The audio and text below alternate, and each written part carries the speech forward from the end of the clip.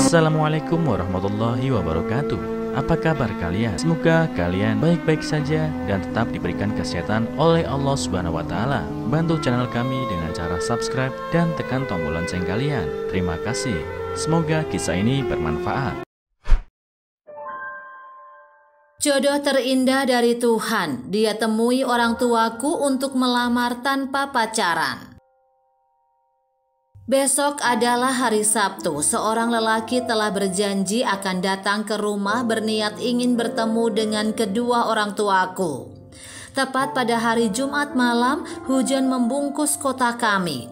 Aku melihat keluar di balik jendela, langit sungguh gelap gulita. Sesekali terang benderang disinari kilatan petir dan suara bergemuruh dari guntur membuatku bergidik ngeri mendengarnya.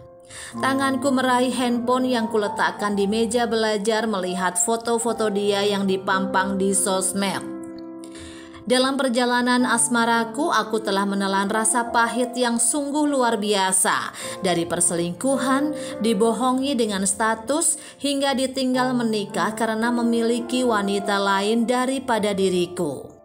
Dengan semua pahitnya pengalamanku ini membuatku semakin dewasa. Karena pada dasarnya kedewasaan seseorang bukan dilihat dari umur ataupun keturunan. Akan tetapi sebanyak apa dia menghadapi beberapa masalah dalam hidupnya. Aku mengenal dia hanya dari sosial media karena kepribadianku yang pendiam membuatku kurang bergaul dengan lingkungan sekitar. Awal dari obrolan kami adalah dia menawarkan diri dengan mencari seorang wanita yang ingin dia nikahi. Dia bersikeras tidak ingin berpacaran. Dengan santai aku jawab, "Ya, saya bersedia." Meskipun dalam hati banyak sekali keraguan dan rasa tidak percaya kepada lelaki sosial media. Tiba hari Sabtu pukul 8 pagi, aku segera bergegas mempercantik wajahku dengan sedikit polesan bedak dan lip balm, membuatku sedikit percaya diri tampil di depan seorang lelaki.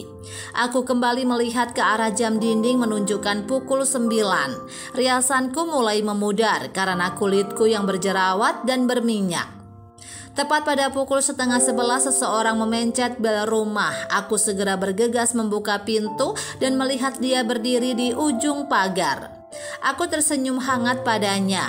Dengan style celana kain panjang memakai kemeja panjang hijau sedikit dilipat bagian tangan hingga sepertiga tangannya kelihatan, kupersilahkan dia masuk dan duduk. Aku ke dapur mengambil segelas minum untuk dia. Kuletakkan gelas di depan meja dan melihat dia. Dia sama sekali tidak melihatku, hanya fokus memainkan handphonenya. Tak lama kemudian dia melihatku dan menanyakan kedua orang tuaku.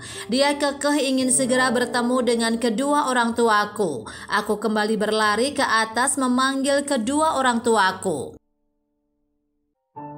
Kami berkumpul di ruang tamu, dia di sudut seberang dan kedua orang tuaku di sofa satunya lagi. Dan aku segera pergi menjauh dari mereka. Jujur, ada sedikit ragu dengan dia. Sebelum kami bertemu, dia sudah mengirimku sebuah riwayat hidup, di mana keluarga dia sungguh sangatlah terpandang. Kaya, berpendidikan, beragama soleh-solehah, sungguh sangat berbalik dengan keadaanku dan keluargaku.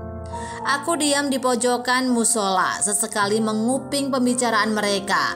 Karena saking penasarannya, aku kembali bergabung dengan mereka. Namun sayang, ternyata percakapan mereka sudah selesai.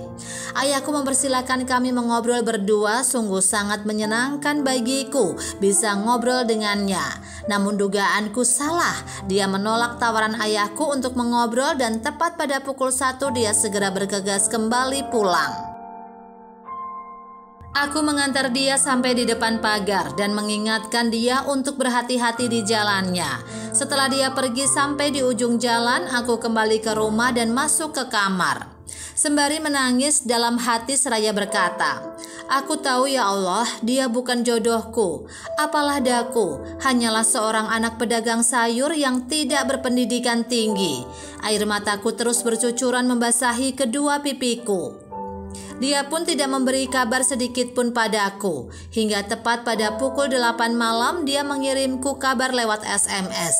Saya akan membawa orang tua dan keluargaku pada tanggal 10 Mei. Semoga kamu dan keluargamu berkenan.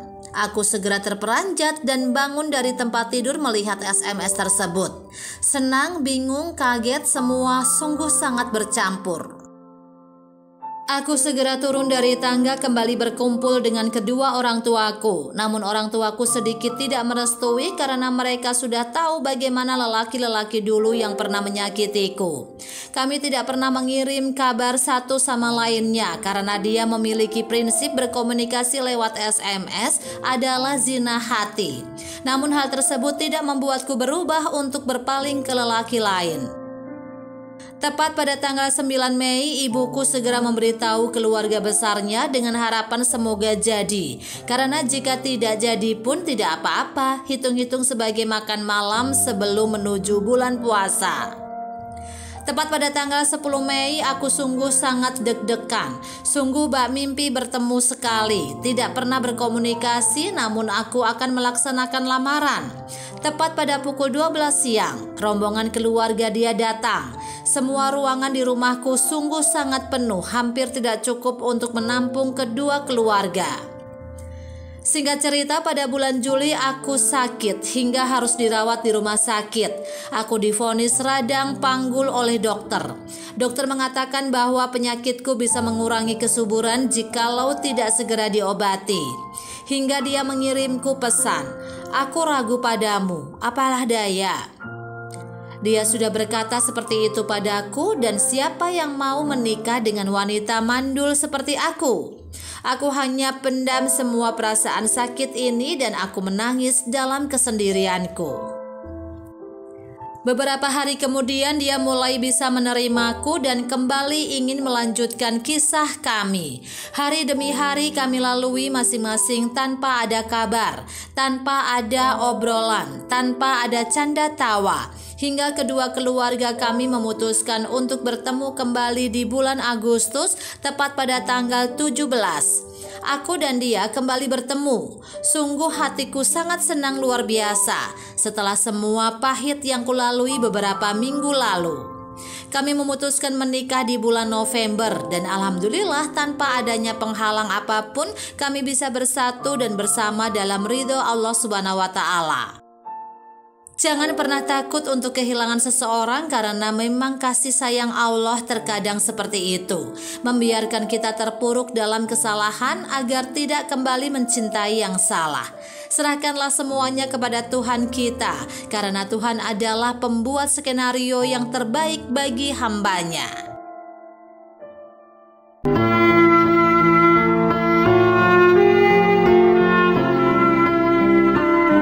Assalamualaikum warahmatullahi wabarakatuh. Apa kabar kalian? Semoga kalian baik-baik saja dan tetap diberikan kesehatan oleh Allah Subhanahu wa Ta'ala. Bantu channel kami dengan cara subscribe dan tekan tombol lonceng kalian. Terima kasih. Semoga kisah ini bermanfaat.